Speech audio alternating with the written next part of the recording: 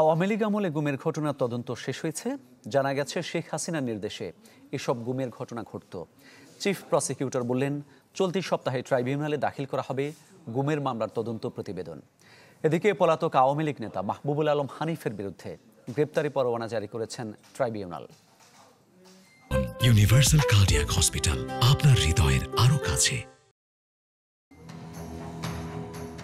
আওয়ামী লীগের আমলে বিরোধী মত দমনে গুম ছিল নিত্য নৈমিত্তিক ঘটনা। বিভিন্ন সেলে ভুক্তভোগীদের দীর্ঘদিন আটকে রাখার প্রমাণও মেলে 5 আগস্টের পর। এসব ঘটনায় ট্রাইব্যুনালে জমা হয় বেশ কিছু অভিযোগ। কবে এসবের তদন্ত শেষ হবে, কবেই বা প্রতিবেদন দাখিল হবে ট্রাইব্যুনালে, এমন প্রশ্নে চিফ প্রসিকিউটর জানান, এ সপ্তাহে শেখ হাসিনার মেয়াদের গুমের ঘটনার তদন্ত রিপোর্ট জমা দেওয়া হবে। প্রসিকিউশন সূত্র জানিয়েছে, গুমের নির্দেশদাতা হিসেবে প্রধান আসামি করা হয়েছে শেখ হাসিনাকে।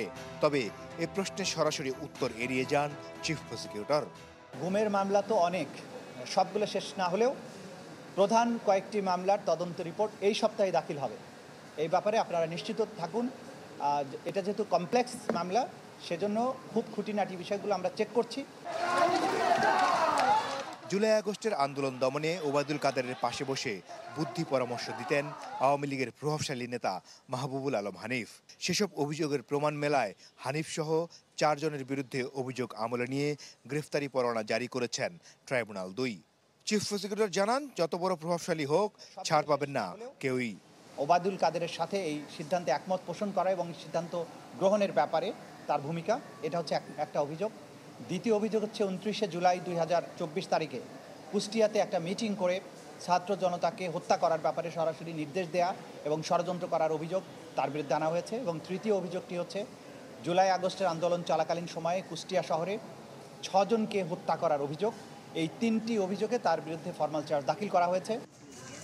শেখ হাসিনার মামলায় এদিন তদন্ত কর্মকর্তাকে জেরা করেন রাষ্ট্রনিযুক্ত আইনজীবী।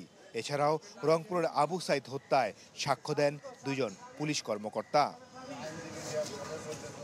মাসুদুর রহমান, চ্যানেল 24, ঢাকা।